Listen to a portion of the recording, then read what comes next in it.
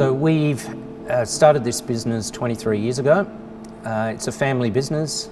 We've grown over the years. It started very small and there was just the two of us.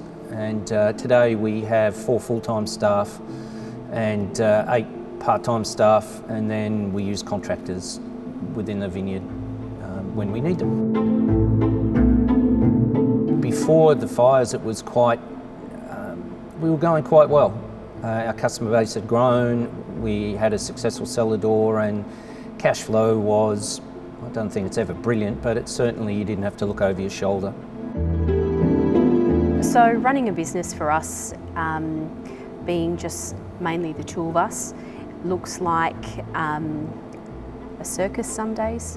There's many moving parts, and we have a family, we have small children, so there's always that as a priority. People always look at us and ask us how we can keep going. You just take one thing at a time. That's all you can do. So it was the 2nd of January 2015. I was working in the winery and it was really hot, 44 degrees, really strong northerly blowing, so all the ingredients were right for it to get very ugly. About midday there was a big cloud of smoke on the horizon, and we packed all the Japanese tourists up into the tour bus and they went back to the city, and we sent everyone home.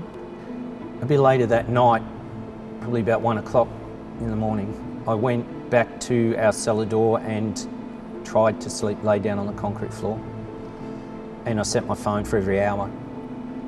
I didn't want to be in the middle of it because I knew it was heading roughly in our direction. So about 4 o'clock I got up and the sun was kind of just making it bright enough to see, and there was no birds, no sound.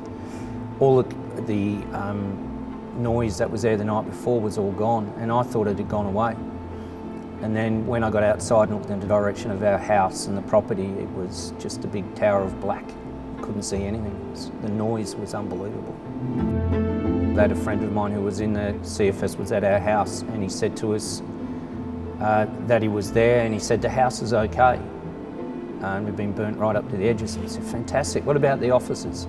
He said the house is okay. And the vineyards, yeah, the house is okay. And when I actually got back to see, the offices were destroyed. All our equipment was gone. We had a music studio in there filled with instruments. They were all gone.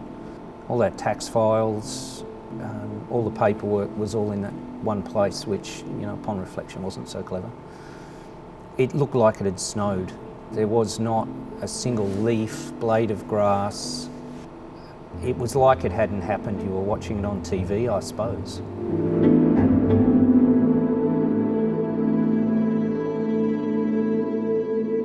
When Paul and I first were able to have a conversation, the fire was still burning.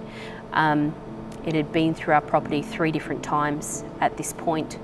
And we did not know the answer to whether our house and property and everything, we had no idea of the status. And Paul said to me, what if it's all gone? My answer was, we just do it again. It is something that we have done a number of times. We have been faced with disaster on a personal level and on a business level. And every time when you think you cannot continue, you've got a choice. You choose to keep going or not. And not's not the answer for us.